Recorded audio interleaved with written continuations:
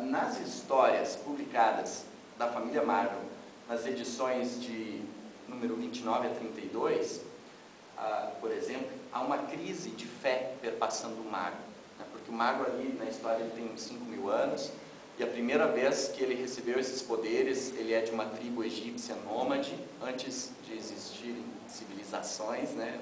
O povo era tribal e nômade. Ele pediu os poderes dele para os deuses egípcios, né? Então, desde lá, ele vem com esses poderes. E aí, o que acontece? Na história de 29 a 32, na edição 29 a 32, uma crise de fé perpassa o mago, uma crise de fé nos deuses que o empoderaram, né? E isso afeta o encantamento.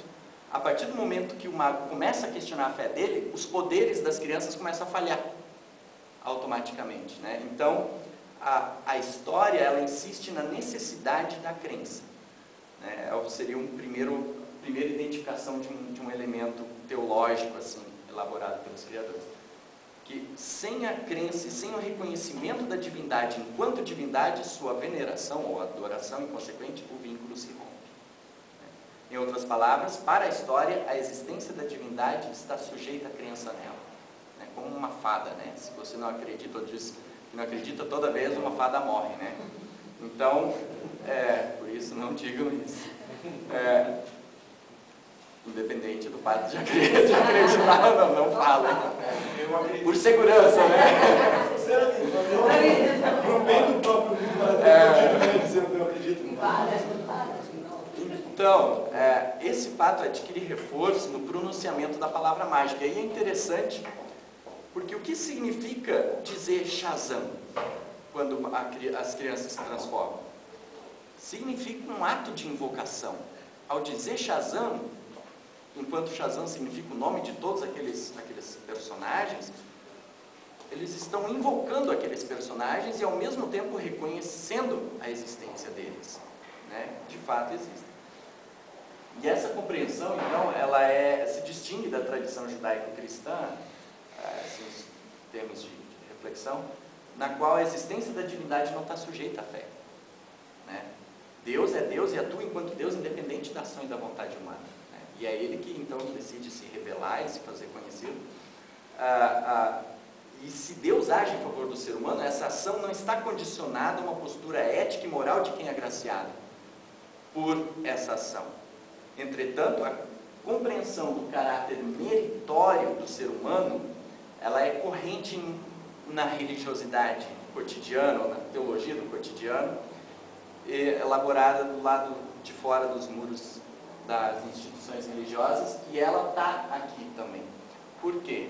Porque os três personagens principais dessa história, Billy, Mary e Fred, eles recebem os poderes do mago por serem considerados pessoas altruístas e de bom coração. Então, a partir do momento que o mago identifica isso, eles podem receber esses poderes. E na minissérie Os Desafios de Shazam, o Fred, que então é o caçula da turma ali, ele tem que provar que é digno de receber os poderes. Ele tem que o mago morre, então o poder perde-se o vínculo direto do encanto, e aí ele tem que reconquistar esse ritual mágico junto com os deuses, e para ele conquistar, ele tem que realizar uma série de tarefas impostas por cada um desses deuses. O Salomão dá uma tarefa, se ele cumprir, ele ganha sabedoria. Se o Zeus dá uma tarefa, se ele cumprir, ele ganha o poder de Zeus, e por aí afora. E o ápice da narrativa, então, acontece justamente quando Freeman se sacrifica em prol das outras pessoas, né? Ele como um herói, né?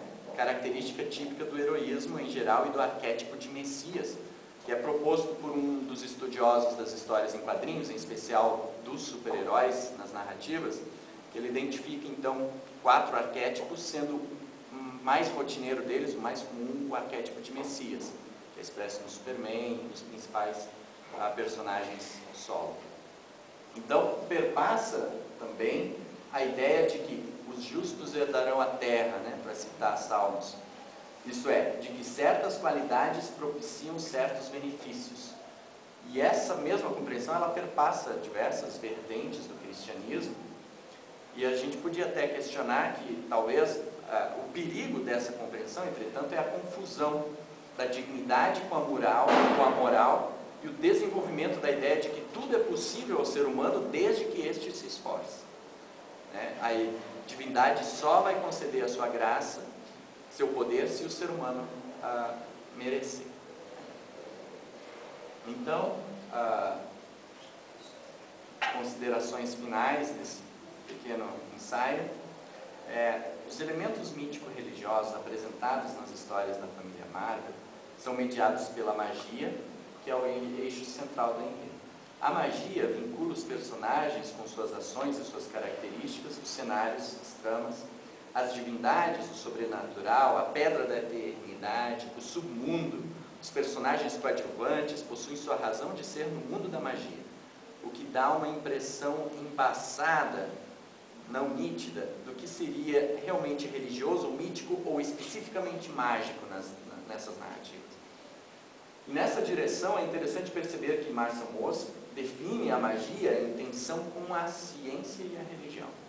Ele vai dizer isto: das inúmeras artes e técnicas inventadas pelo ser humano, economia, política e literatura, a ciência e a religião são as únicas que possuem um grau de parentesco com a magia. Em que medida esse grau de parentesco é correlacionado nas histórias é uma questão, então, a ser ainda investigada detalhadamente. Mas a primeira impressão é de que religião e magia praticamente se confundem nas histórias da família Marvel, mesmo que uma distinção da magia como técnica, a manipulação das forças sobrenaturais, permaneça na história, né? Isto é, no sentido descrito por Mauss. Enquanto a religião tende para a metafísica e se absorve na criação de imagens ideais, a magia, através de mil fissuras, sai da via mística, onde vai beber as suas forças para se misturar à vida laica para servir. Em todo caso, então... Você tem 15 minutos, tá? 15? Tá na metade do teu tempo. Tá, eu estou terminando então. Em todo caso, é possível identificar uma articulação específica de elementos mítico-religiosos no encanto mágico que possibilita a transformação dos adolescentes em Capitães Marvel. O pronunciamento da palavra mágica, né, resumindo, expressa a relação existente entre o divino e o humano, quer seja pela afirmação da crença nas divindades e sua veneração, quer seja pela defesa da necessidade de aspectos, qualificações que dignifiquem o recebimento de benefícios divinos. E essas compreensões integram um emaranhado de argumentações teológicas que permeiam o cotidiano e acompanham a religiosidade de muitas pessoas. Nesse aspecto, as histórias da família Marvel acabam se tornando uma expressão das compreensões que participam do universo simbólico de um determinado grupo. E talvez a própria proximidade entre religião e magia, tal como descrita nessas histórias, seja igualmente um resultado disso. Era isso. Tá.